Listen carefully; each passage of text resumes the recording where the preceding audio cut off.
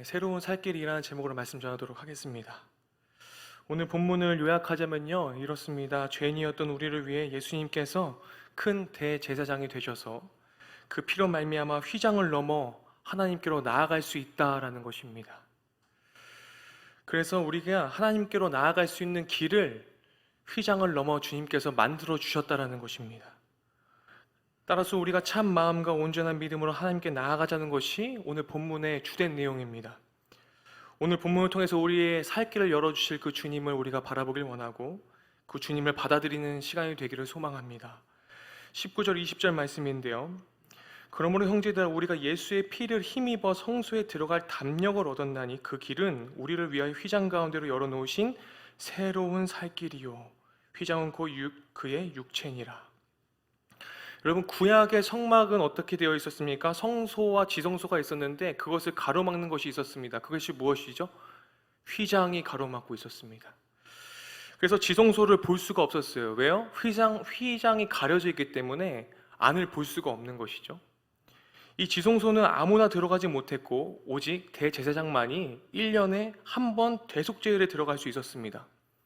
성소와 지성소를 구분짓는 휘장은 하늘하늘한 천이 아니라 매우 크고 두꺼운 천이었는데, 오래전에 제가 이제 이 성막을 재현한 곳에 한번 가봤던 적이 있었습니다. 근데 휘장을 이렇게 재현한 것을 봤는데 그 크기에도 놀랐지만 무엇보다 제가 무엇에 놀랐냐면 이 휘장이 두께가 엄청 두껍더라고요. 그러니까 이제 만져보고 너무나 단단하고 너무 두꺼워서 제 생각이랑 너무 달라서 저도 깜짝 놀랐는데요, 휘장의 정확한 크기와 두께에 대해서 성경과 고대 문헌의 역사적 자료들을 토대로 보면 길이는 약 22m, 너비는 약 11m, 두께가 8에서 한 10cm 정도 되는 거예요. 그 두께가 굉장히 두껍죠.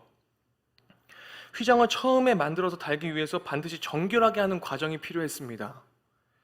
이 깨끗한 물에 한번 넣었다가 꺼내서 성소로 옮겨야 하는데, 이 옮길 때 제사장 300명이 이것을 드러날랐다고 해요.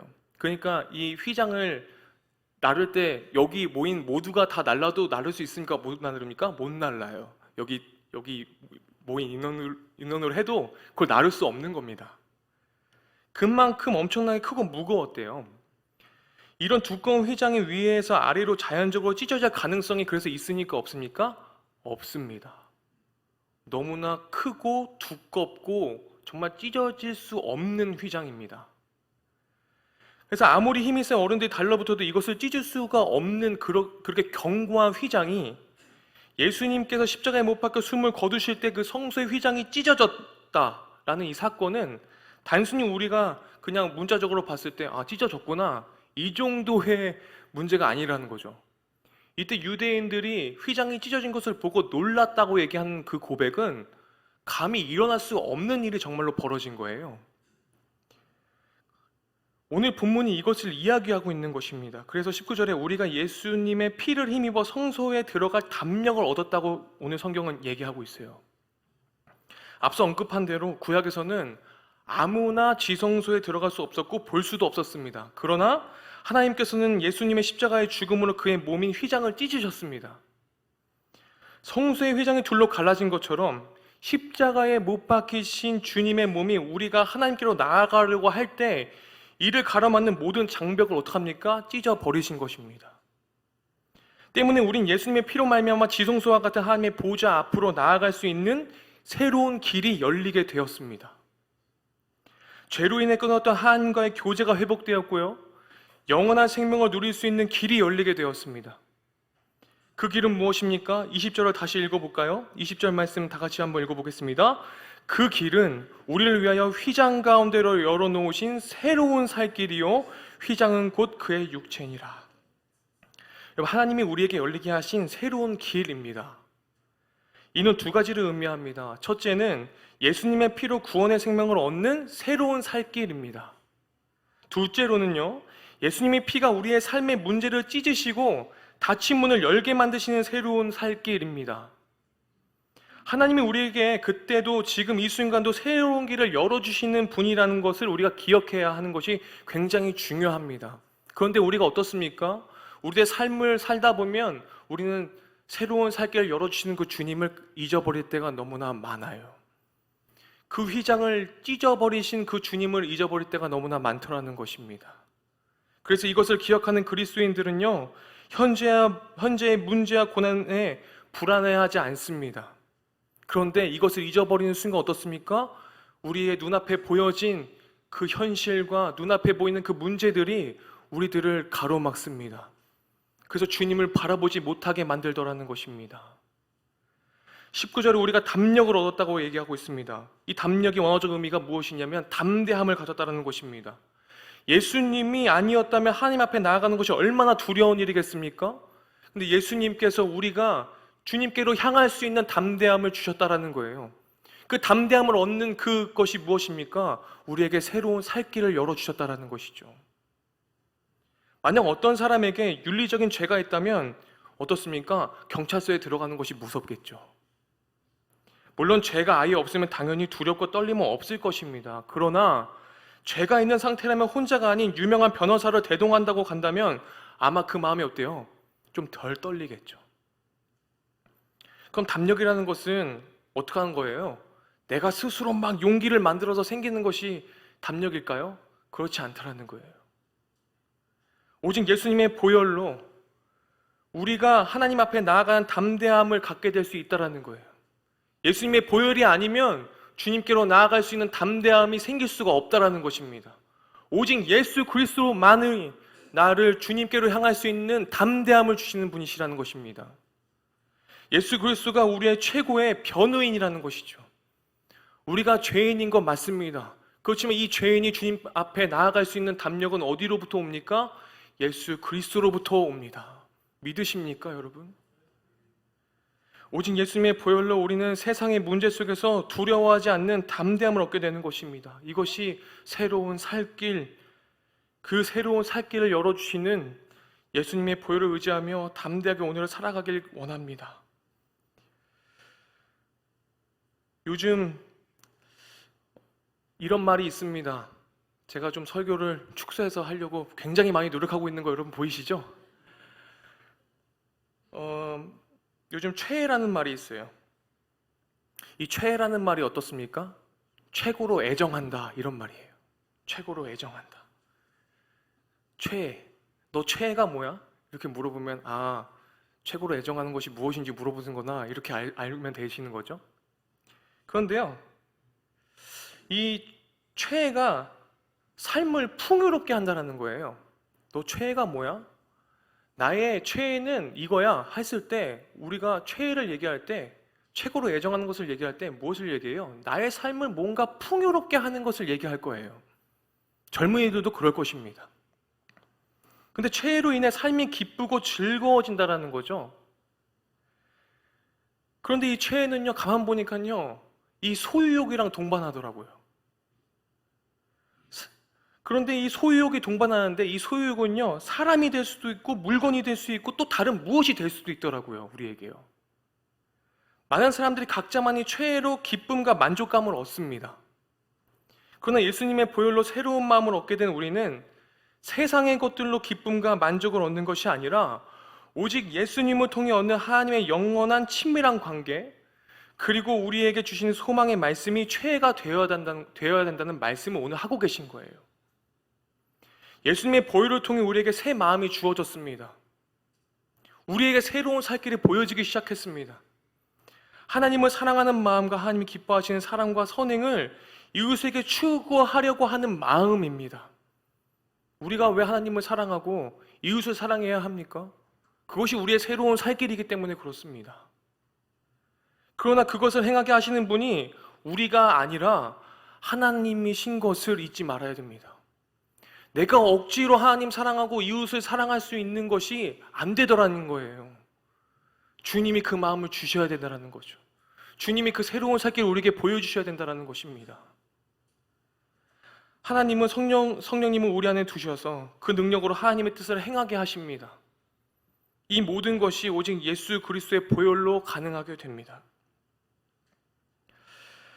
22절을 우리가 함께 봤으면 좋겠는데요. 22절 말씀입니다. 다 같이 한번 읽어볼까요? 우리가 마음의 뿌림을 받아 악한 양심으로부터 벗어나고 몸은 맑은 물로 씻음을 받았으니 참 마음과 온전한 믿음으로 하나님께 나아가자. 여러분, 이렇게 기록된 대로요, 두 가지를 가지고 하나님 앞에 나아갈 수 있습니다. 무엇입니까? 참 마음과 온전한 믿음입니다. 참 마음이란 예수님 안에서 새롭게 된 마음입니다. 죄악의 마음과 세상의 마음이 아니라 어떤 상황에서든지 예수님의 관점으로 바라볼 수 있는 마음. 그 다음은 온전한 믿음입니다. 말로 믿는 상태가 아니라 전적으로 주님을 신뢰하는 그 믿음, 그 확신의 상태를 의미합니다. 그래서요, 이 참 마음과 온전한 믿음으로 나아가는 자들은 어떻습니까? 기도는 하지만 문제 앞에서 무기력한 신앙이 아니라 그 문제 앞에서도 좌절하지 않고 하나님의 손이 나를 붙드신다는 것을 믿는 그 믿음이요, 그 온전한 믿음, 영적으로 그 충만한 상태. 그래서요, 우리는요, 이 새 마음을 가지고 살아가면서도요, 분명 넘어진다는 걸 알고 있습니다. 상처받고 실수하고 유혹당하고 죄를 범하고 실망하고 좌절할 수 있습니다. 하지만 주님이 주신 이 믿음을 잃지 말기를 소망합니다. 그리스도의 보혈이, 그 능력이 나의 연약함을 능가하기 때문에 그렇습니다. 이를 힘입어 날마다 하나님께 담대하게 나아갔으면 좋겠습니다. 그럴 때 현재 우리의 연약한 새 마음은 날로 커지게 되어서 하나님의 기쁨이 될 줄 믿습니다. 그러기 위해서 우리는 어떻게 해야 되겠습니까? 서로를 돌아보고 격려해야 합니다. 신앙생활은 혼자 하는 것이 아니라 함께 하는 것이기 때문에 그렇습니다. 말씀 있는 자리에 모이기 싫어하거나 중단하지 말고 구역 모임과 예배의 자리에 모이기를 언제나 힘써야 합니다. 그리고 혼자 말고 내 주변 이들이 말씀의 자리에 올 수 있도록 권면해야 합니다. 그럴 때 우리를 제자로 부르시고 우리와 함께 동행하기 원하시는 주님께만 집중하는 삶을 우리가 살게 될 줄 믿습니다. 우리 24절 25절 말씀 함께 읽어볼까요? 24절 25절 말씀입니다. 서로 돌아보아 사랑과 선행을 격려하며 모이기를 패하는 어떤 사람들의 습관과 같이 하지 말고 오직 원하여 그날의 가까움을 볼수록 더욱 그리하자. 많은 이들이요, 교회를 두고서 상처받았다고 얘기하고 믿는 사람들이 더하다고 하면서 믿는 그리스도인들에게 넘어졌다고 말하지만 우리가 바라보아야 할 그 소망 되신 예수님, 그 예수 그리스도 우리가 바라봄으로 우리에게 새로운 살 길을 열어주시는 그 주님을 의지하길 원합니다. 사단들은요, 계속 이것들을 방해하더라고요. 요즘 수련회 기간이니까요, 이게 더 방해가 심하더라고요. 우리가 모이는 것을 싫어하더라고요. 서로 사랑하며 선행하는 것을 싫어하더라고요. 예수님께 소망을 가지고 모이는 사람들을 흩으려고 하는 이것이 습관처럼 되어서 교회를 못 나가게 하더라고요. 내가 떠나려고 하고 공동체를 무너뜨리려고 하고. 하지만 우리가 함께 소망 되신 예수님을 권면할 때 지치고 넘어지고 사단에게 쓰러져서 짓밟히는 죽음의 길을 걸어가는 것이 아니라 예수 그리스도라는 새로운 살 길을 우리가 같이 걸어가기를 간절히 소망합니다. 그래서 가정과 일터, 교회에서 서로 말씀으로 격려하고 주님이 오시는 그날까지 믿음과 소망과 사랑으로 최선을 다해 행하는 진정한 제자의 삶을 살기를 축원드립니다. 우리 함께 찬양 한 곡 했으면 좋겠습니다.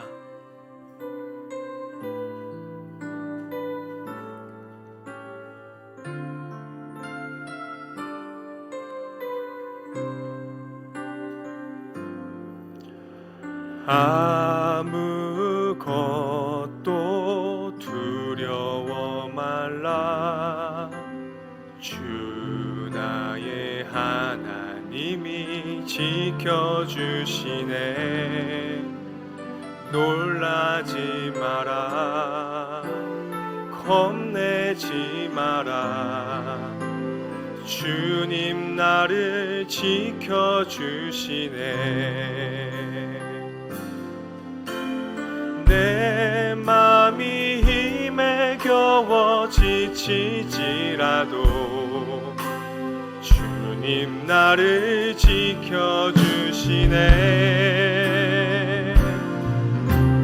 세상의 험한 풍파 몰아칠 때도 주님 나를 지켜주시네.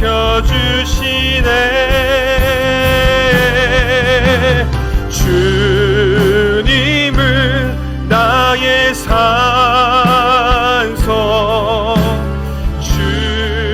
주님은 나의 요새, 주님은 나의 소망, 나의 힘이 되신 여호와. 주님은 나의 산성, 주님은 나의 산성,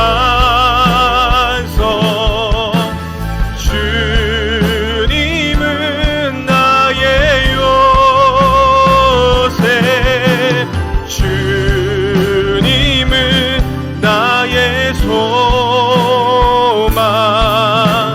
나의 힘이 되신 여호와. 우리가 지금 함께 기도하길 원합니다. 우리가 주님의 말씀을 의지하며 나아갔으면 좋겠습니다. 우리가 예수 그리스도의 소망 되심을 하나님 믿고 그것들을 권면하면서 서로 돌아보아 사랑과 선행으로 격려할 수 있는 공동체 되게 하여 주시옵소서. 우리 다 같이 주님의 이름 한번 부르짖고 다 같이 합심하여 기도하겠습니다. 주여, 하나님, 주님 감사합니다. 하나님, 오늘도 하나님, 어제도 그리고 내일도 우리를 하나님 이끄시는 그 주님을 바라봅니다. 하나님, 우리들의 마음은 갈대같이 아버지 움직이고 또 움직이지만 하나님, 우리가 항상 주님 앞에 섭니다. 아버지, 우리가 맑은 물로 씻음을 받았음을 하나님 기억하게 하여 주십시오. 참 마음과 온전한 믿음으로 하나님께 나아갈 수 있도록 인도하여 주십시오. 공동체를 훼손하고 하나님, 내가 하나님 이 공동체에 왜 있는지 목적을 분명하게 할 수 있도록 인도하여 주시옵소서. 그래서 서로 돌아보게 하시고 사랑과 선행으로 격려하게 하시고 모이기를 패하는 어떤 사람들의 습관과 같이 하지 말고 오직 그것들을 권면하며 끝까지 주님 나라 올 때까지 주님 나 바라보며 같이 나아갈 수 있도록 하여 저희들을 붙드시고 인도하여 주시옵소서. 주님께서 나의 변호인이 되어주시고 주님께서 나를 지키시고 나의 앞을 피할 요새시오 나의 산석의 그 주님을 아버지 잊어버리지 아니하고 주님의 말씀을 의지하며 아버지 우리의 연약한 부분들을 주님께서 책임져 주심을 굳게 믿고 나아갈 수 있도록 주님께서 아버지 인도하시며 함께하여 주시길 원합니다. 주님 도와주시옵소서. 하나님, 십자가의 은혜로 인하여 저희가 하나님 앞에 나아갈 수 있도록 은혜를 베풀어 주시니 감사드립니다. 또한 저희 안에 새로운 살 길을 열어주셨음에 감사를 드립니다. 담대하게 주님, 저희들이 주님의 힘을 입고 우리들의 인생을 넉넉하게 승리하며 살아갈 수 있도록 도와주시옵소서.